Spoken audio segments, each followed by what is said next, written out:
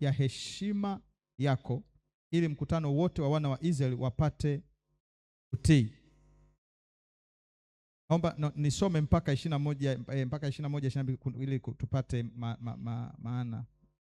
Naye atasimama mbele ya Eleazari kuhani, naye atamuulizia hukumu ya ile Urimu mbele za Bwana. Kwa neno lake watatoka na kwa neno lake wataingia, yeye na wana wa Israeli wote pamoja naye, mkutano wote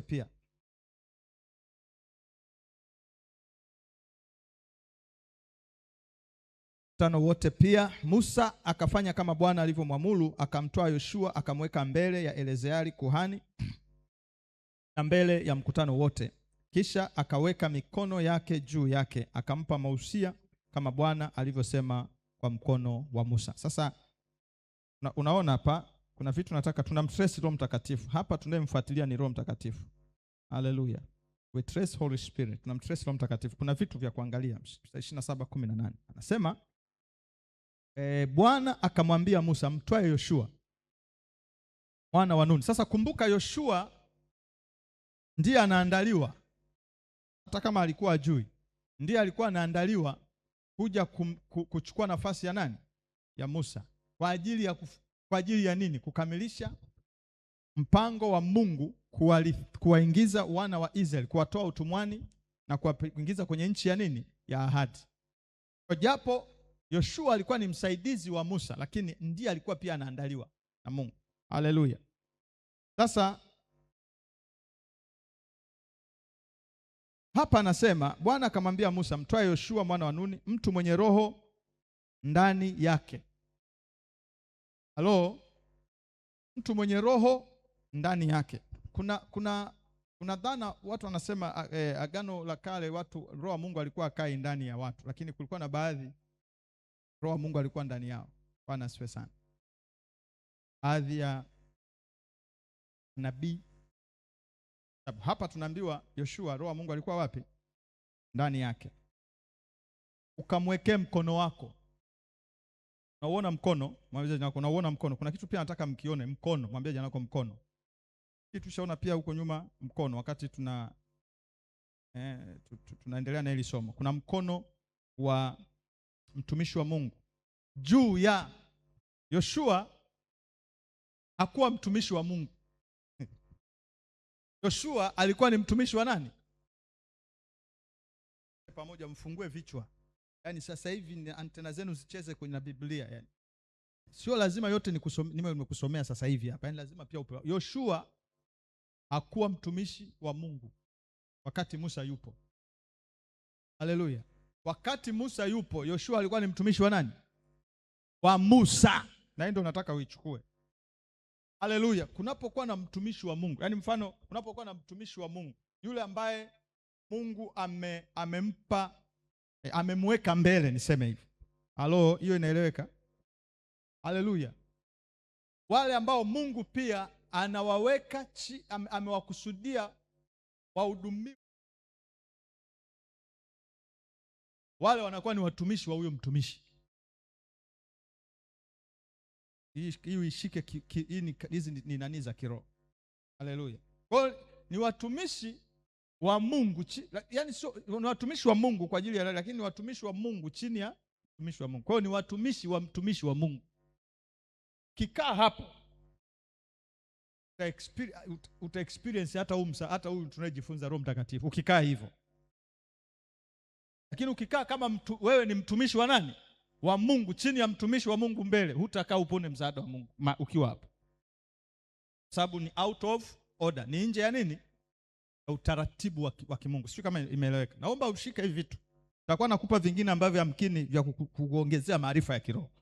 Sasa Mungu anamwambia mtwae Yoshua mwana wa Nuni. Yaani mfano hawa kina nani? Hawa kina nani? Hawa ni watumishi. Haleluya. Wa mtumishi wa Mungu. Bwana asifiwe sana. Na wengine wote. Ndio utaratibu huko hivyo.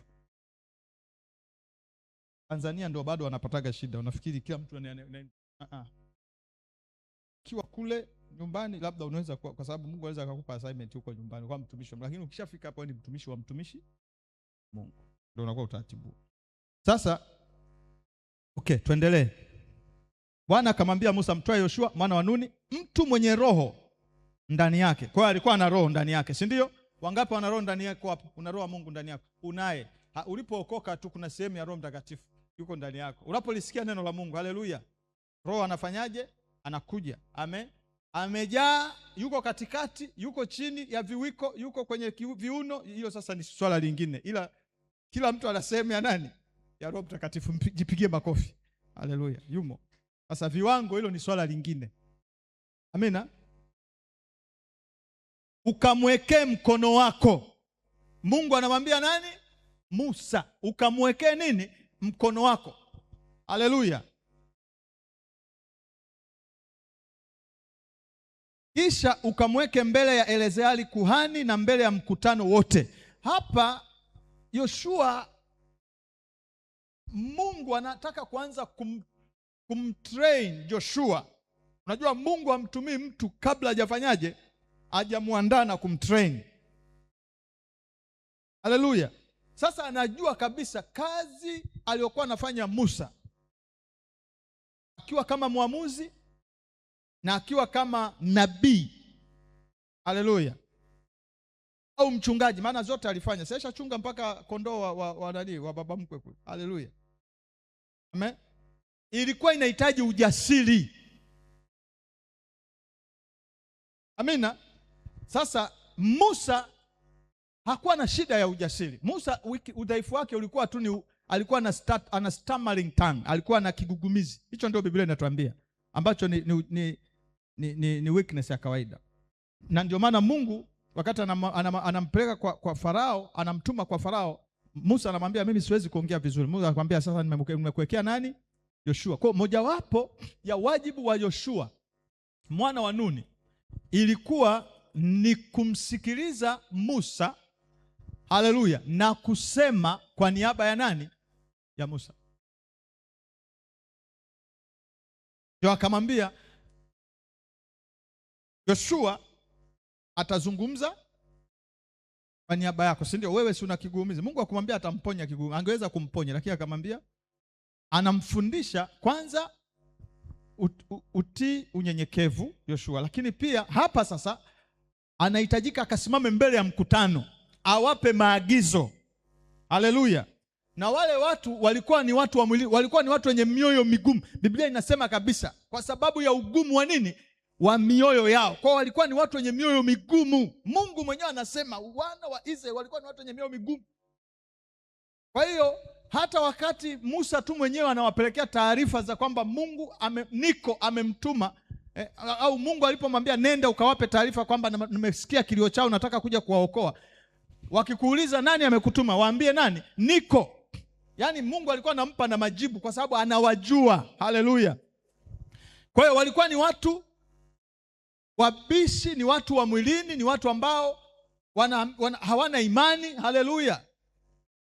Wanataka kuona, lakini hata wakiona, hata ungefanya nini, wakishaona wanasahau, kesho tena wanalalamika. Ni watu wenye malalamishi. Kwa walikuwa ni watu wagumu. Mungu anamtaka Joshua awe jasiri, kwamba inahitajika Joshua awe na nini? Na ujasiri. Ndio maelekezo haya.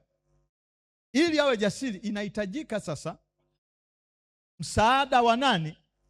Wa Roho wa Mungu, au msaada wa Mungu kupitia Roho wake.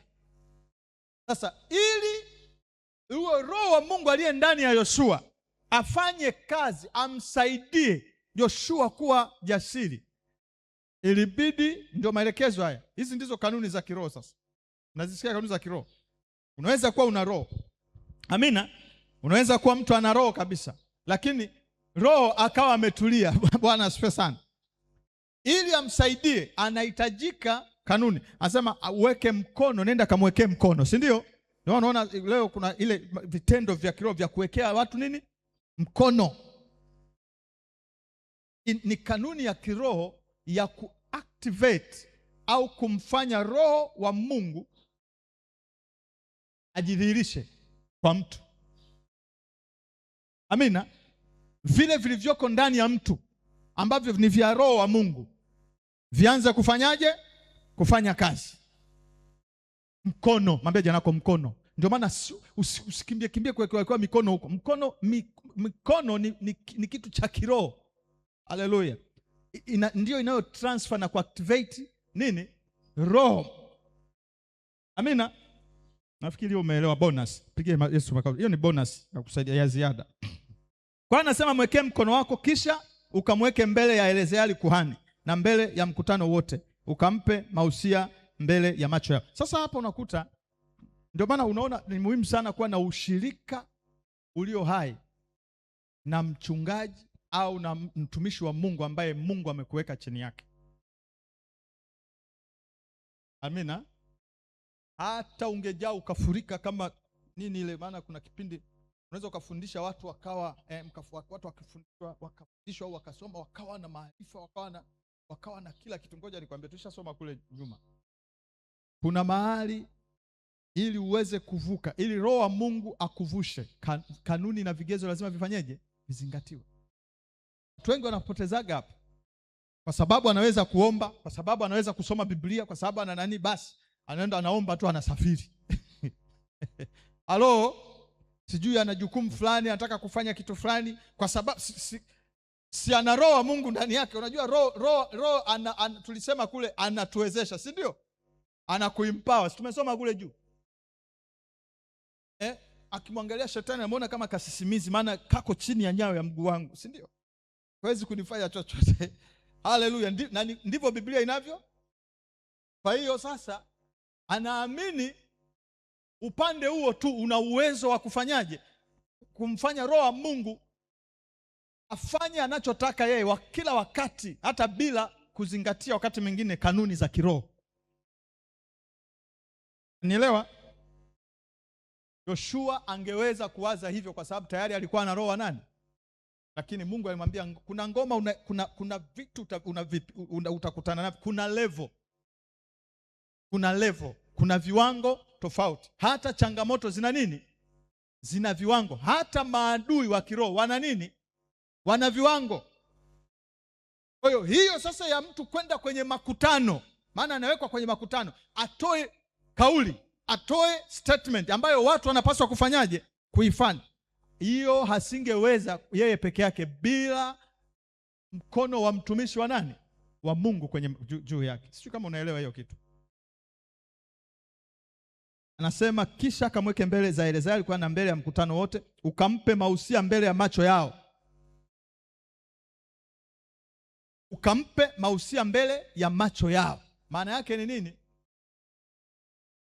Wewe Musa, Mungu anamwambia Musa, wewe sasa ndiye ukaanze kumthibitisha. Yaani unapompa maelekezo wewe mbele ya watu wakiona wewe unampa wakati Musa anafanya hivyo, anampa mausia, anamwekea mkono, tayari Mungu ndiye alikuwa sasa kutumia roho wake anaenda kumwingiza Yoshua na kumthibitisha ndani ya mioyo ya watu. Haleluya. Kwa hiyo haitokee hivi.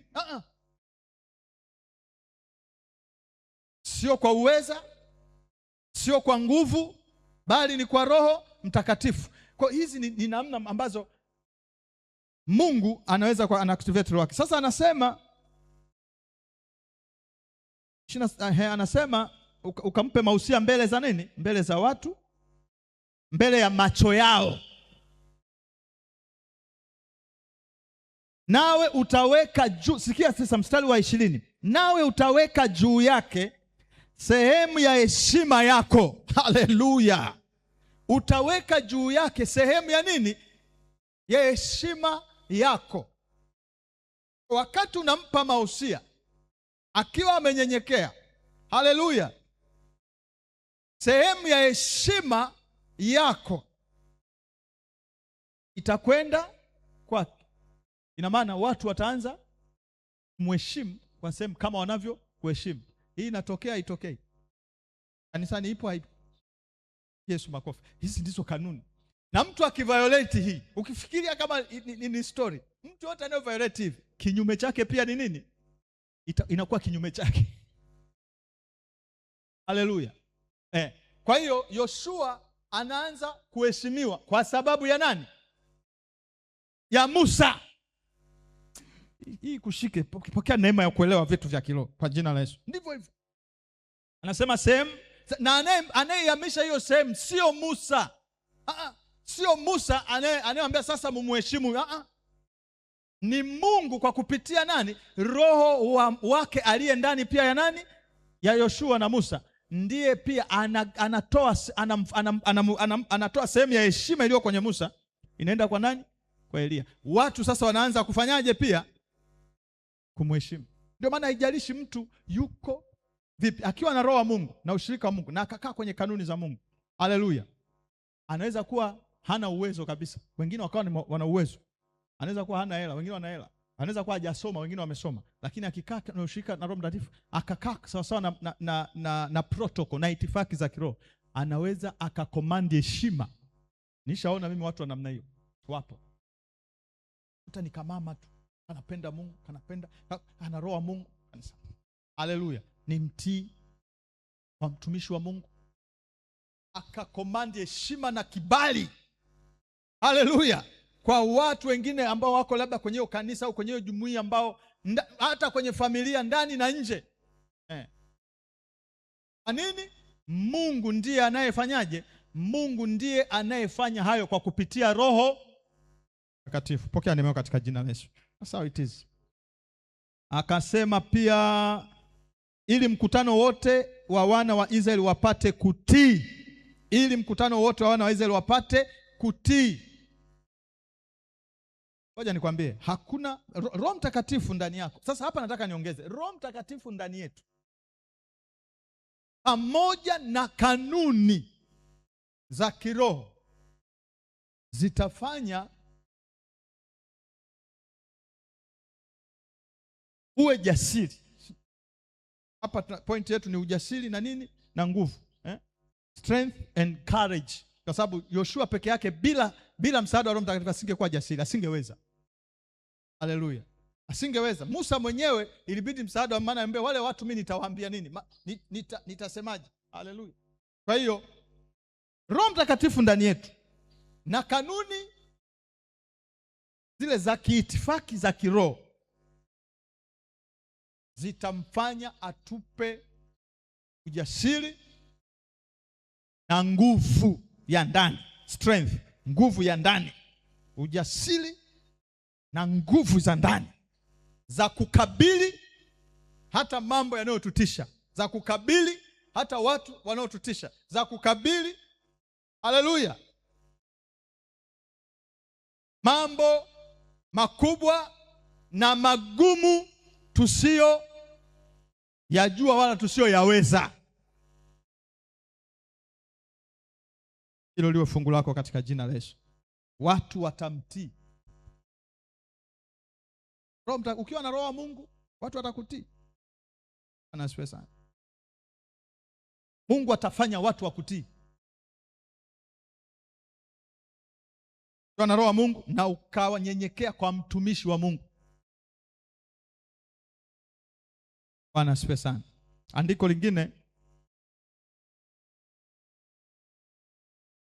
Kumbukumbu la Torati sura ya 34 mstari wa 9. Hapa naongelea pointi kubwa. Roho Mtakatifu hutupa ujasiri na nguvu. Ona Yoshua, nimeongelea pia na namna ambavyo tunapaswa kukaa, kuenenda, ili Roho wa Mungu aliye ndani yetu tuone akitusaidia.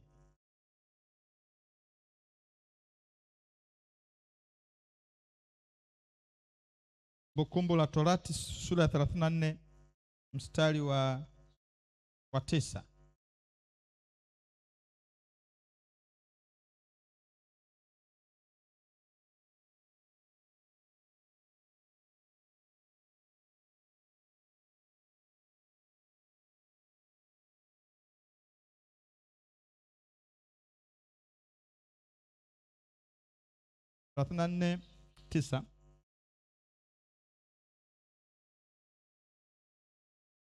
Kumbukumbu la Torati 34 mstari wa 9, nitasoma katika jina la Yesu. Na Yoshua mwana wa Nuni alikuwa amejaa roho ya hekima, Maana Musa alikuwa amemwekea mikono yake juu yake, mwana wa Israeli wakamsikiliza, wakafanya kama Bwana alivyomwamuru Musa. Na Yoshua mwana wa Nuni, haleluya, alikuwa amejaa roho ya hekima. Sasa unajua roho wa Mungu anaweza kuwa ni roho, anaweza kuwa hekima, si ndio? Tulisoma jana Bazaeli alikuwa hekima, alikuwa sijui ubunifu, sio alikuwa ni, si ndio? Alikuwa amejaa hekima. Roho ya hekima. Sio hekima, roho, amejaa roho ya hekima. Hekima ni roho, si ndio? Amen. Maana Musa alikuwa amemwekea mikono yake juu yake. Haleluya. Kwa nini alikuwa amejaa roho ya hekima? Jibu wote. Musa alikuwa amemwekea mikono juu yake. Ndio maana nawaambiaga hapa, mikono ya mtumishi wa Mungu ina manufaa katika makuzi na katika afya ya kiroho yako wewe. Piga makofi. Au ya watu popote, mtu anayenisikiliza. Sio kwa sababu eti unaiona Biblia hapa inasema nini? Unaweza kuwa una roho wa Mungu, haleluya, ambaye kila mtu aliyeokoka kwa sehemu anayo, lakini ukashangaa unakosea, unashindwa, unani. Kwa nini? Kwa sababu kuna kanuni ya kumfanya roho wa Mungu afanyeje? Akusaidie, hamafanyeje? Au ifanye. Ndio maana mikono unatakiwa uwekewe mara kwa mara. Piga makofi. Mara kwa mara. Kuna kila mkono wa mtumishi wa Mungu ukija kwako, kuna kitu cha kiroho unafanyaje? Unakiactivate. Haleluya. Mara kwa mara. Tena hapa Biblia anasema Musa alikuwa amemwekea mikono yake juu yake, wana wa Israeli wakamsikiliza. Haleluya. Wana wa Israeli wakafanyaje? Wakamsikiliza. Mimi hata wanisikilizi. Mimi nikiongea ndio, wakati mwingine ni shetani anapiga makelele ndani yao kukuzomea. Ni shetani, wala hata sio kwamba una point. Wala hata sio kwa sababu hata ujui unachokisema. Hamna. Haleluya. Inahitajika kanuni. Haleluya. Bwana asifiwe sana. Kusikilizwa ni kipawa cha roho. Pokea neno katika Yesu. Kusikilizwa. To be heard. Kuna watu wanasikilizwa. Halo, hata kwenye familia yako kuna watu wanasikilizwa. Uongo kweli? Nyinyi hamna. Au wewe. Naweza kutana nasema watu kumbe ni wewe. Na kuombea wewe usikilizwe sasa kwa jina la Yesu. Shirikiana na Roho Mtakatifu. Roho Mtakatifu anaweza kukufanya ufanyeje? Usikilizwe. Amina. Kwa kupitia pia mtumishi wa Mungu ambaye Mungu amekuweka chini yako. Hiyo ndio inapokwenda. Haleluya. Kwa sababu Mungu hadili na mtu mmoja mmoja direct. Haleluya. Bwana asifiwe sana. Haleluya. Ndio maana usikimbize vichwa, unaweka tu kichwa kila mahali. Ukiweka kichwa popote unavaa roho. Unachukua roho. Haleluya. Kila mahali. Ndio maana siwekewekege mikono ovyo ovyo. Mkono wangu waga unaenda kwa utaratibu, umepangiliwa. Kwa sababu najua nikiwekea mkono kuna kitu kitafanyaje? Kitakuja. Siwekiwekei mikono mimi ovyo ovyo. Kwa sababu naelewa this is a spiritual tool. Na lazima mikono yako, hata wewe pia mikono yako iwe misafi. Kwa sababu pia na wewe ndani yako kuna sehemu ya nini? Ya ukuhani. Amina. Tulipookoka pia Yesu ametupa huduma ya nini? Ya ukuhani. Kwa hiyo wewe ukiwa kule sasa kama mwanafunzi wa Yesu, ngoja nirudi kwenye somo kubwa sasa. Unapokuwa popote ulipo, wewe ni nani? Ni kuhani. Ina maana haya pale ulipo, mfano hapo ulipo, mtaani pale, kwa ukikutana watu ambao wana Mungu, wewe pale kipindi hicho wewe ni sehemu ya mwalimu, ni sehemu ya mchungaji. Amina. Ile huduma ya ukuhani na upatanishi iko wapi? Ndani yako. Bwana asifiwe sana. Hiyo huduma ya ukuhani na upatanishi ina seize tu pale unapokuwa chini ya kuhani mkuu. Yenyewe unakuwa raia wa kawaida. Lakini ukienda pembeni, ile huduma ya ukuhani na upatanishi inafanya kazi. Bwana asifiwe sana. Kwa tunza mikono yako pia kwa jina la Yesu. Pokea neema kwa jina la Yesu. Tunza mikono yako. This your hands, hii unayoiona hii ndio inayoruhusu vitu vya kiroho kuingia. Ndio maana tunainua nini? Mikono. You shall lay hands on the sick, kwa wagonjwa nao watapata afya. Hakusema utaweka mguu, utaweka kichwa. Utaweka mkono. Mzee, mikono yako inashikaga vitu gani? Unaweza kuwa una roho wa Mungu ndani ila mikono michafu. Kwa vitu unainua mikono michafu mbele za nani? Za Mungu. Kwa baraka hazipiti. Roho Mtakatifu na uchafu havifanyeje? Unaandiko anasema nitakuja kuonyesha, nafikiri kwenye Mwanzo anasema wakati muangalie mazingira yenu kusiwe na kitu kichafu, ili Roho Mtakatifu akija asije akawaruka akikuta kitu kichafu. Na ndio hata wana wa Israeli ili Roho wa Mungu awahudumie walikuwa wanaambiwa waoge, wafue, si ndio? Halo. Kwa hata usije ibadani na unanuka vikwapa, Roho wa Mungu atakuruka. Anasema mchungaji, hiyo ni agano la kale. Roho Mungu ni yeye yule, usitete agano la kale.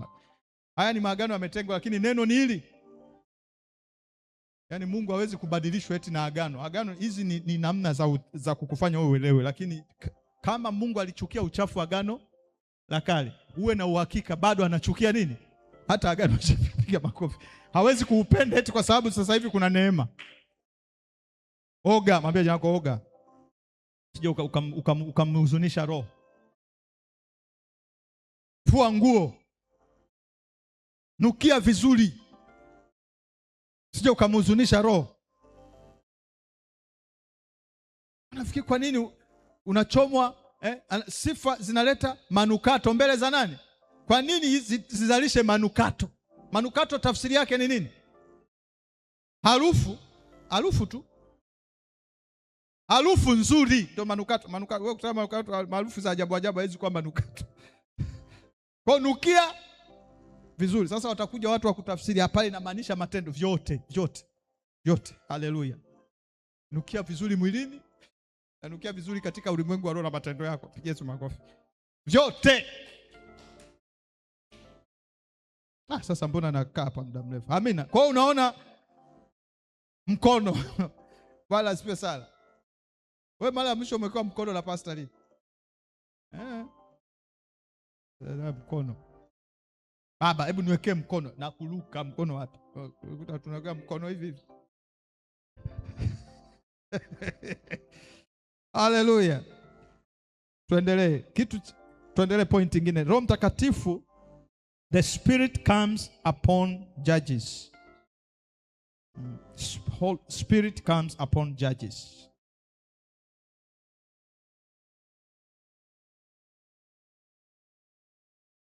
Najua mfano lile neno nimesema ujasiri pale. Bravery. Nafikiri unaelewa. Ngoja tuendelee. Roho Mtakatifu, leo nataka kumaliza mapema sana. Mapema tu. Nafikiri na kama dakika 20-10 nawaachia mwendo. Bwana asifiwe sana. Mapema. Unacheka nini? Miss Pastor. Mi pastor najua. Mapema tu. Roho Mtakatifu huajia au huja juu ya waamuzi. Kwa lugha nyingine, Roho Mtakatifu anahusika na judgment making, kuamua. Kwa sababu haleluya, bahati nzuri tulijifunza kwenye zile enzi, mojawapo tulijifunza enzi ya nini? Maamuzi, the throne of judgment. Nikasema maisha ni mtiririko wa nini? Wa maamuzi. Mpaka Mungu akaweka kabisa enzi, department ya inayodili na maamuzi. Judgment, right, justice, stahiki. Amina. Nakumbuka stahiki, usionewe, usizulumiwe. Tunaongelea maamuzi. Amina. Kuitikia kwa usahihi matukio, uweze kuitikia matukio. Kwa nini? Kwa usahihi. Pia ni sehemu ya maamuzi hiyo. Haleluya. Unapigwa kibao, kofi la kulia. Yesu anasema judge well, amua vizuri, usirudishe. Geuza kushoto. Sasa akishapiga la kushoto hajasema Biblia unafanyaje. Maana kupiga la kulia ukampa la kushoto, akapiga na la kushoto, Biblia haijasema sasa nini kifuate hapo. Haleluya. Maamuzi yatakayofuata hapo yanahitaji msaada wa Roho Mtakatifu. Haleluya. Pokea msaada wa Roho Mtakatifu katika kuamua vizuri. Roho Mtakatifu alikuja juu ya nini? Waamuzi. Kwa maana nyingine, Roho anatusaidia katika maamuzi. Hiyo ndio point inayoeleka. Fungua kitabu cha Waamuzi sura ya 3 mstari wa 10. Judges 3:10. Judges 3:10. Haleluya. Judges 3:10. Judges, waamuzi. Hivyo hivyo, uone mpaka na kitabu kizima cha Biblia cha waamuzi. Maamuzi yanahitaji uangalizi wa Roho wa Mungu sana. Mpaka kuna kitabu cha waamuzi kabisa. Uone jinsi maamuzi yalivyo na umuhimu. Waamuzi sura ya 3 mstari wa ngapi? Wa 10.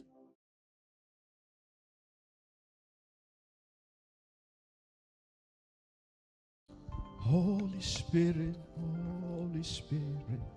Waamuzi sura ya 3 mstari wa 10, nitasoma katika jina la Yesu. Roho ya Bwana ikamjilia juu yake, naye akawa mwamuzi wa Israeli. Akatoka kwenenda vitani, naye Bwana akamtia huyo Kushan-Risha Thaimu, mfalme wa Mesopamia, mkononi mwake, na mkono wake ukamshinda Kushani-Risha Thaimu. Amen, amen. Hapa nasema kisha wana wa Israeli walipomlingana Bwana akawainulia wana wa Israeli mwokozi aliyewaokoa, yani Othniel mwana wa Kenazi, ndugu mdogo wa Kalebu. Haleluya. Namkumbuka huyu Kalebu. Hili jina Kalebu mlilisikia wapi? Msomaji wa Biblia. Kalebu mlimsikia wapi? Mshamsikia wapi Kalebu? Yoshua, Kalebu. Hamna, msijipige makofi, mlikuwa mjui. Kalebu mstari wa 10. Roho ya Bwana ikamjia juu yake. Roho ya Bwana ikamjia juu yake. Niliwaambia level 3 za Roho Mtakatifu kuhusika na wanadamu ni juu yetu, ndani yetu, pamoja na sisi, si ndio? Haleluya. Na anapokuwa juu yetu anatusaidia kufanikisha majukumu ya kiroho. Haleluya. Majukumu ya kiroho au majukumu ya kimungu, au majukumu ambayo Mungu anataka ufanye. Si ndio ya kiroho, ndio ya kimungu hayo. Anakuwa wapi? Juu yako. Unahitaji msaada wa Roho, unahitaji kufanya mambo, unahitaji kukamilisha mambo. Roho Mtakatifu juu yako. Amina. Mkono, sema mkono na mafuta. Bwana asifiwe sana. Juu yako. Kwa hiyo akaja juu yake.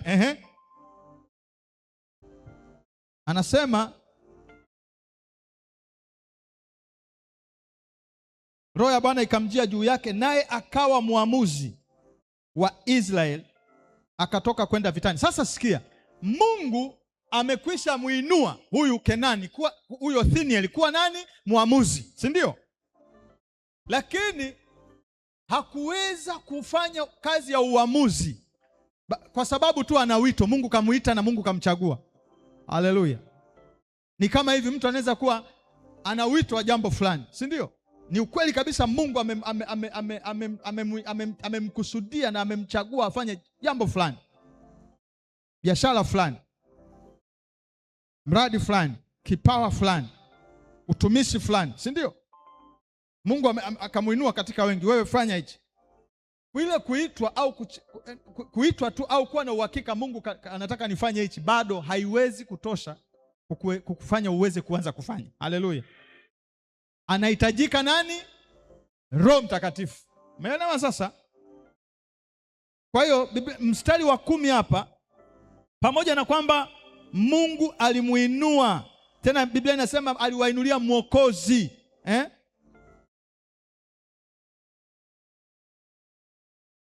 atakayewaokoa, Othniel.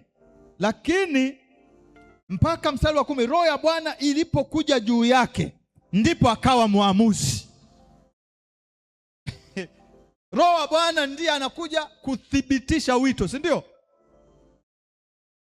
Ndipo maana yake ndipo akaweza sasa kuwa mwamuzi katika jinsi ya mwili. Katika ulimwengu wa roho, mbele za Mungu alikuwa tayari amechaguliwa yeye ni nani? Ni mwamuzi tayari.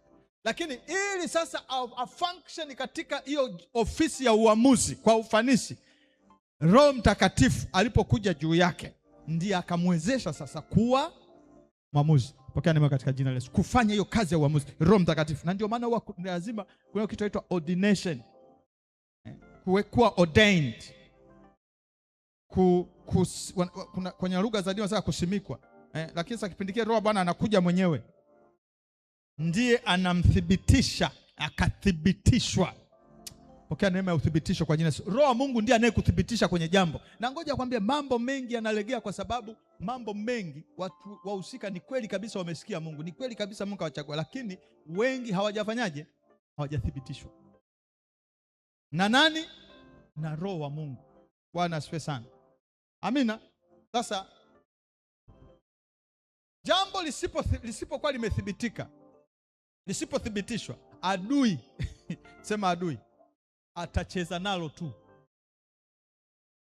Maisha yasiyothibitika. Ndio maana hata mtu anapookoka, Mungu kamwokoa, amemkiri Yesu kwa kinywa, kamwamini Yesu, kaokoka, lakini lazima afanyeje? Athibitishwe.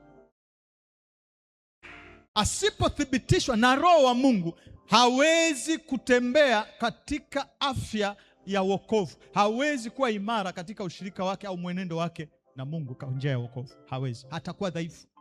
Lazima athibitishwe. Na hii ni kanuni pia hata kanisa. Sasa hii ni kwote. Haleluya. Hata kanisani. Ndio maana tuna kitu naita ile new believers.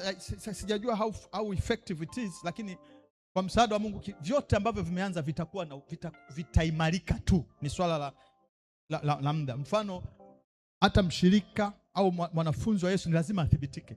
Ndio maana hata nyie kufika baadaye lazima Roho wa Mungu tutawaombea, tutathibitika. Mshirika lazima afanyeje? Athibitishwe kwa alama. Amina. Na maombi ya Roho Mtakatifu. Bwana asifiwe sana. Kwa hiyo usikimbie tu ukafikiri umemaliza. Ndio maana kila hatua, Biblia inasema hatua za mtu mwema huongozwa na nani? Na Bwana. Na zikimpendeza humpatanisha na adui zake, au humthibitisha. Haleluya. Bwana akuthibitishe kwa Roho wake. Haleluya. Haleluya. Kwa hiyo unaona, akawa sasa mwamuzi. Akawa nani? Kwa msaada wa nani? Wa Roho wa Mungu juu yake. Akatoka kwenda vitani. Haleluya. Sasa anaweza kwenda wapi? Angelogwa kwenda kabla hajanani, wangekula kichwa. Na wito anao na Mungu amemuinua. Haleluya. Akatoka kwenda vitani.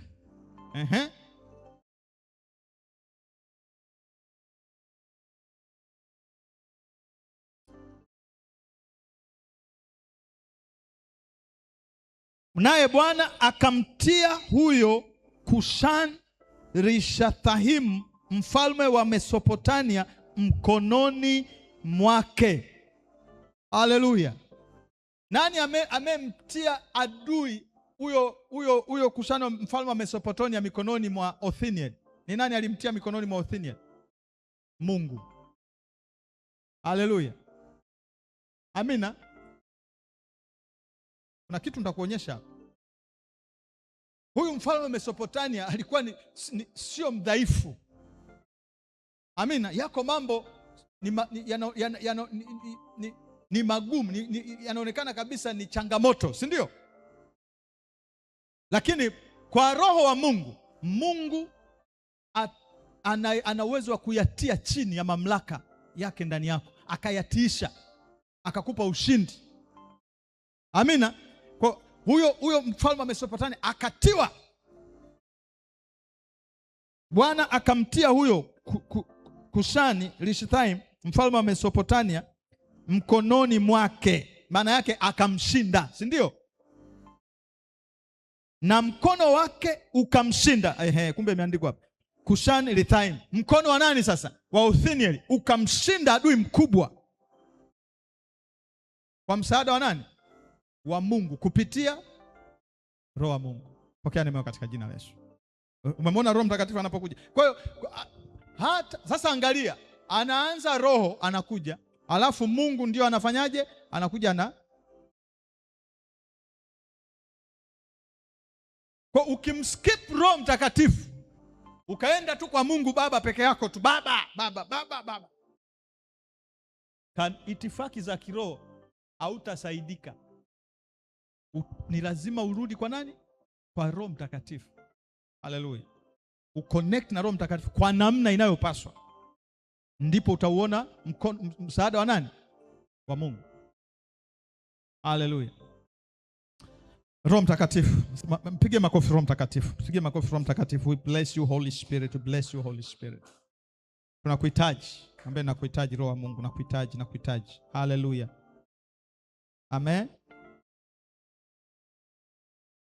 Huyo tumemwona anaitwa Othniel. Andika pale, huyo tumemwona soma sasa hivi anaitwa Othniel. Mwamuzi anaitwa Othniel. Haleluya. Mwamuzi mwingine nataka tumwangalie ambaye alisaidiwa na Roho wa Mungu anaitwa Gideon. Othniel. Huyo tumeshaandika. Huyo wa pili ni Gideon. Haleluya. Gideon. Kitabu hicho cha Waamuzi sura ya 6. Roho Mtakatifu juu yetu, au Roho Mtakatifu pamoja nasi, au Roho Mtakatifu ndani yetu. Hawa Biblia inasema juu yao kwa sababu nyakati walizokuwepo, kama ambavyo tunasema Agano la Kale, sio wote Roho wa Mungu alikuwa anaingia ndani yao. Chache sana Biblia, lakini wengi alikuwa anakuja juu yao. Kwa hiyo Roho Mtakatifu juu yetu, Roho Mtakatifu ndani yetu, Roho Mtakatifu pamoja na sisi utusaidia kuamua kwa usahihi. Hiyo ndio point tunaiongelea hapa. Mwamuzi wa pili tunayemwangalia anaitwa Gideon. Kwenye Waamuzi sura ya 6 mstari wa 34. Waamuzi sura ya 6 mstari wa 34.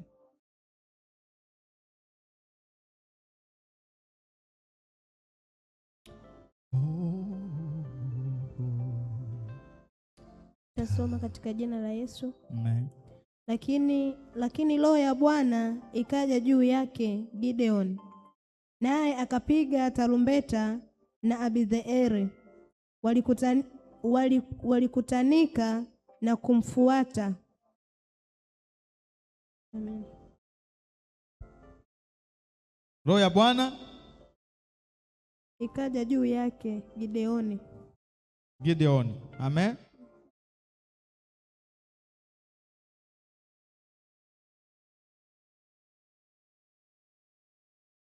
Roho ya Bwana ikaja juu yake nani? Gideoni. Naye akapiga tarumbeta, na Abiezeri walikutanika na kumfuata. Amina. Soma mstari wa 35 pia ili tupate ka story hapo. Kisha akatuma wajumbe waende kati ya Manase yote, wao nao walikutana pamoja ili kumfuata. Kisha akatuma wajumbe waende kwa Asheri na kwa Zabuloni na kwa Naftali, nao wakakwea ili kumlaki. Gideoni akamwambia Mungu, ikiwa wewe utawaokoa Israeli kwa mkono wangu kama ulivyosema, tazama nitaweka ngozi ya kondoo katika kiwanja cha kupulia, na kama ukiwapo umande juu ya ngozi tu, na nchi yote ikiwa kavu, basi hapo ndipo nitakapojua ya kuwa utawaokoa Israeli kwa mkono wangu kama ulivyosema. Ikawa hivyo, kwa maana aliondoka asubuhi na mapema, akaikamua ile ngozi, akautoa ule umande katika ile ngozi, bakuli zima la maji. Gideoni mstari wa 39 akamwambia Mungu, hasira yako isiwake juu yangu, nami nitasema mara hii tu na kuomba, nijaribu kwa ngozi hii mara hii tu. Sasa ngozi tu na iwe kavu, na uwe umande juu ya nchi yote. Mungu akafanya hivyo usiku ule, maana ile ngozi tu ilikuwa kavu, napo palikuwa umande juu ya nchi yote. Gideon naye ni mwamuzi. Amina. Hichi kitabu cha Waamuzi kila unayemsoma huko ni nani? Ni mwamuzi. Lakini ili aamue, waamuzi walikuwa na kazi kubwa mbili. Kwanza ni kutatua conflicts. Haleluya. Amina. Pili, waamuzi pia walikuwa wanafanya pia kazi kama walikuwa pia hawakuwa manabii, lakini pia walikuwa kuna ofisi yao ya uamuzi ilikuwa inawaruhusu pia wakati mwingine kuoperate kama manabii, yaani kusikia, japo walikuwa wanafanya kazi pamoja na manabii. Kulikuwa na manabii kabisa.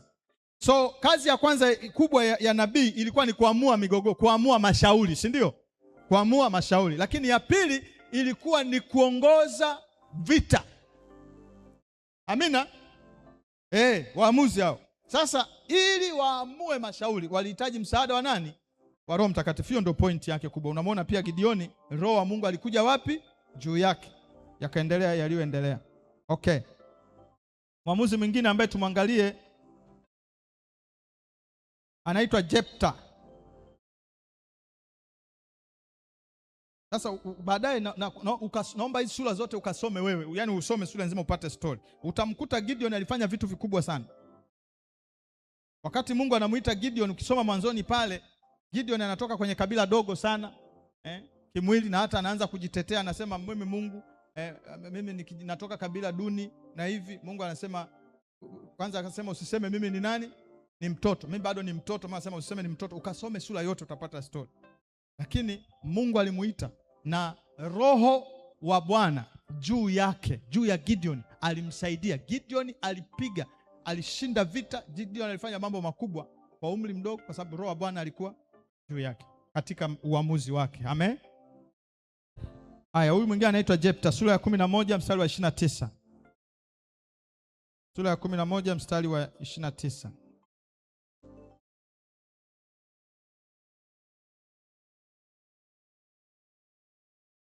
Mstari wa 29. Tasoma. Ndipo Roho ya Bwana ikamjilia juu yake Yeftha. Naye akapita katika Gileadi na Manase. Akapita na katika mishipa ya Gileadi. Na kutoka hapo mishipa ya Gileadi ikapita kuwaendea wana wa Amoni. Ukienda chini pale utakuta pia Yeftha alikuwa anatumia mkono wa kushoto, alifanya mambo makubwa. Naye Yeftha akamwelekea Bwana na akamwekea Bwana nadhiri, akasema kwamba wewe utawatia wana wa Amoni mkononi. Huyu naye anapigana na majeshi ya wa Amoni mkononi mwangu. Kweli ndipo itakuwa ya kwamba kile kitakachotoka katika milango ya nyumba yangu kunilaki, hapo nitakaporudi na amani kutoka kwao hao wana wa Amoni, kitu hicho kitakuwa ni cha Bwana, nami nitakiongeza. Ni vita. Ukisoma kitabu cha Waamuzi, sehemu kubwa ilikuwa ni nini? Ni vita. Lakini Roho wa Bwana juu ya Jepta. Tena huyu Biblia inasema alikuwa anatumia mashoto, alitumia taya ya ng'ombe Jepta. Haleluya. Taya ya ng'ombe. Alipiga maelfu na maelfu, aliwaangusha kwa msaada wa nani? Wa Roho, kupitia msaada wa Roho wa Mungu juu yake. Amina. Mungu anakusaidia kupitia Roho wake. Amina. Ndio maana Yesu alisema yule Roho atakayekuja ulimwengu haumtambui kwa sababu haukunitambua mimi. Kwa sababu hawamtambui Roho wa Mungu. Ni ngumu sana kuona Mungu akijifunua kwao. Bila Roho wa Mungu, Mungu huwezi kumwona akijifunua kwako. Ni lazima umtambue Roho wake. Na ndio maana akasema yeyote anaye kashifu. Sikiliza. Haleluya. Anaye kashifu kazi za Roho Mtakatifu, dhambi yake haita samehewa. Dhambi zote watasamehewa wanadamu, isipokuwa kumkufuru Roho Mtakatifu. Kumkufuru vipi? Mtu ambaye atabeza utendaji kazi wa Roho Mtakatifu, atamuignore Roho Mtakatifu. Haleluya.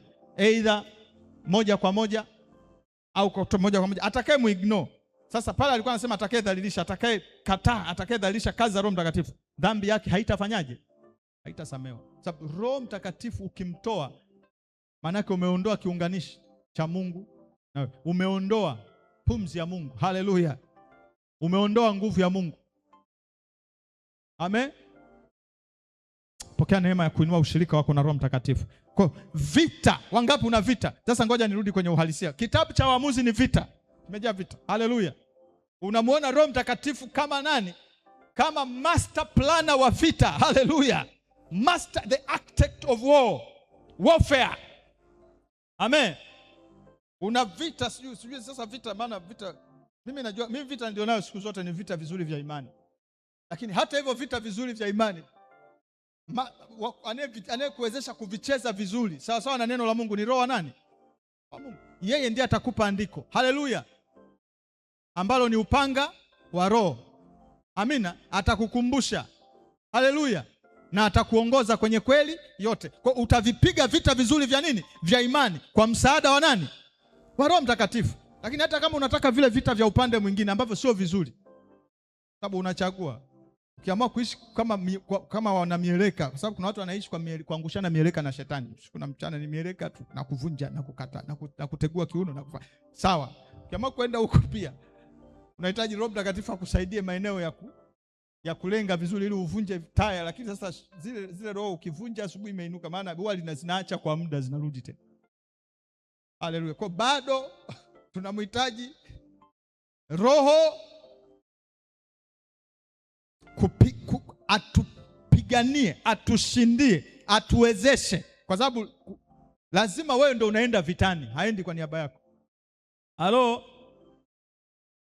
Unajua kuna ile, asante Roho Mtakatifu, namalizia sasa hizi. Roho wa Bwana, pigana vita kwa niaba yangu. Ni kweli. Unakuwa uko sahihi kabisa. Haleluya. Uko sahihi kabisa. Lakini lazima pa kuchukua hatua. Kama unatakiwa uchukue hatua, unatakiwa ufanyeje? Uchukue hatua. Amina. Haleluya. Unaona hawa kina Othnieli, unaona hawa kina Jepta, baada ya Roho wa Bwana kuja juu yao, hawakulala sasa, kwa sababu sasa Roho wa Mungu amekuja juu yao. Sasa ndio waliorganize majeshi na kuingia wapi? Na kuingia ni front. Na maana walifanya vitendo. Amina. Kwa Roho wa Mungu anatusaidia pale tunapochukua vitendo sahihi au tunapofanya kanuni sahihi. Pokea neema kwa jina la Yesu. Ndio unaona msaada wa Roho Mtakatifu. Na Baba nakutuma hospitali kwamba okoa watu. Ni kweli ataokoa, lakini lazima wataokokaje wasipohubiriwa, si ndio? Wasiposikia, si ndio? Watasikiaje wasipohubiriwa? Na hawa watahubirije wasipopelekwa, si ndio? Kwa kitendo, lazima pia kuna kitendo au kuna kanuni ya kufanya. Kwa Roho Mtakatifu anakusaidia pale unapo pia chukua nini? Unapofanya kanuni sahihi. Pokea neema kwa jina la Yesu. Huyo ni Jepta. Utasoma habari ya Jepta. Soma sura yote uone kazi za Roho Mtakatifu kwenye nini? Kwenye vita. Na yamkini hata inawezekana ni vita ya kimwili tu imeibuka. Ukiona vita ya kimwili imeibuka, ngoja nikwambie, imeanzia rohoni.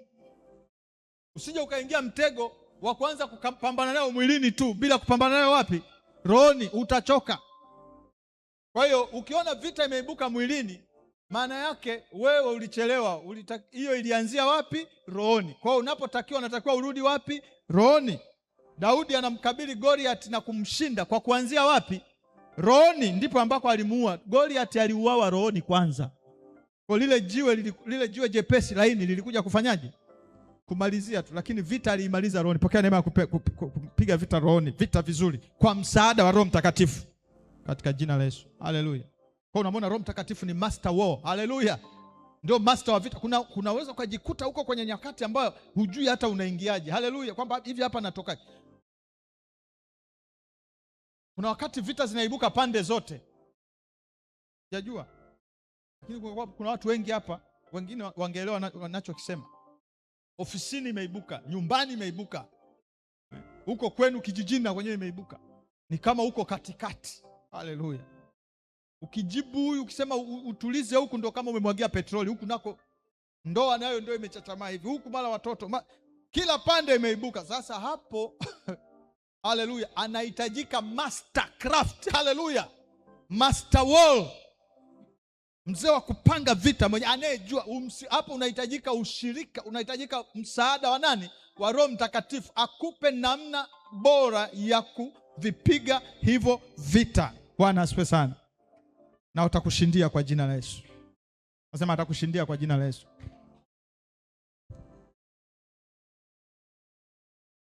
Kuna mtu anaitwa Samson. Amen. Samson, Waamuzi sura ya 14 mstari wa 6. Waamuzi 14:6. Hapo kasome kitabu chote cha Waamuzi kwa jina, kasome chote tu. Utamwona Roho Mtakatifu anavyohusika. Na hapo alikuwa juu yao tu. Waamuzi 14:6 anasemaje? Roho ya Bwana ikanijilia kwa nguvu, naye akampasua, kana kwamba anampasua mwanambuzi, wala hakukuwa na kitu chochote mkononi mwake, lakini hakuwaambia baba yake na mama yake aliyoyafanya.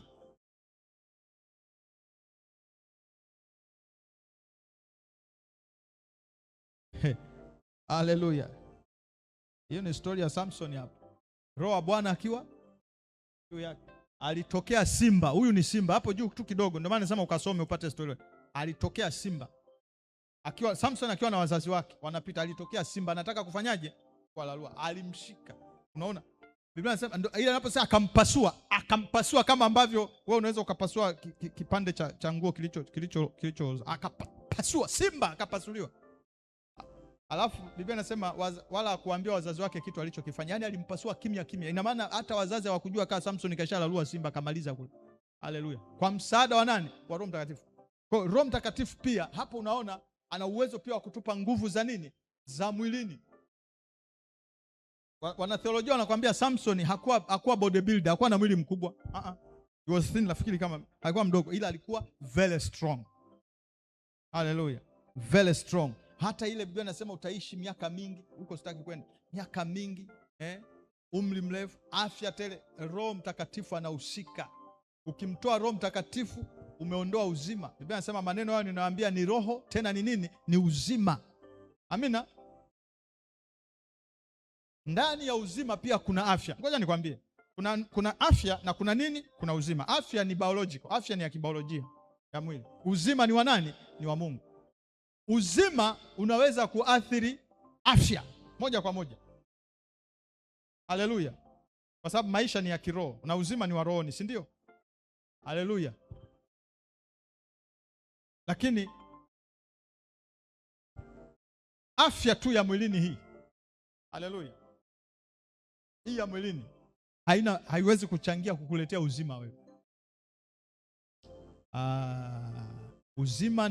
Uzima ni karama ya nani?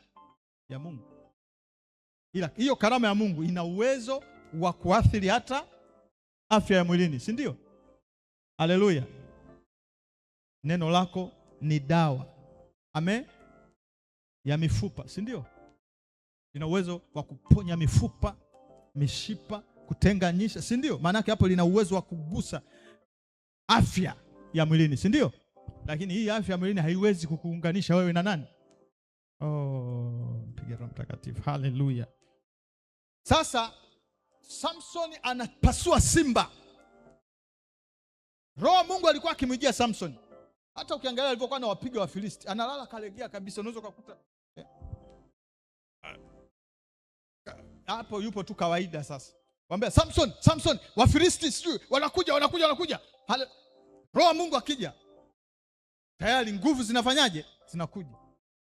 Samson aliwahi kubeba lango la mji kwa msaada wa Roho Mtakatifu, lango la mji akapanda nalo mlimani usiku peke yake kwa msaada wa nani?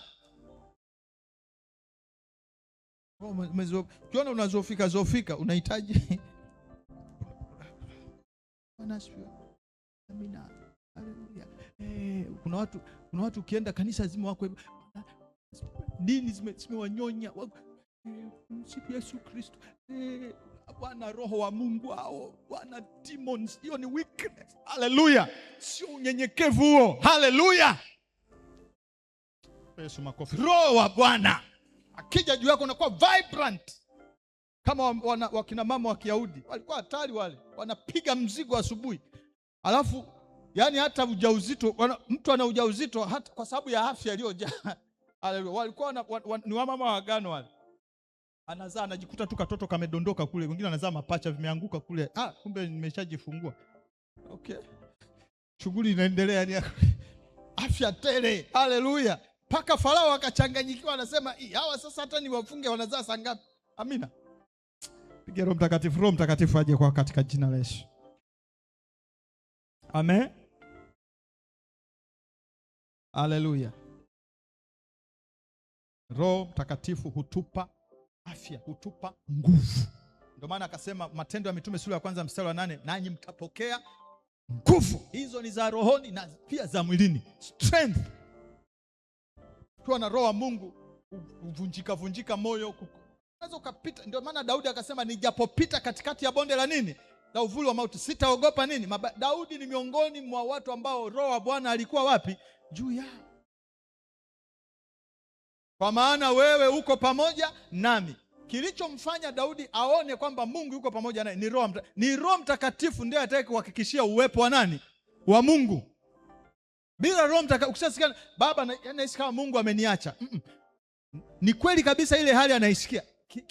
Kinachozungumza pale ni ukosefu, ni kutokuwepo kwa nani? Kwa Roho Mtakatifu. Sababu Roho Mtakatifu akiwepo atathibitisha uwepo wa Mungu.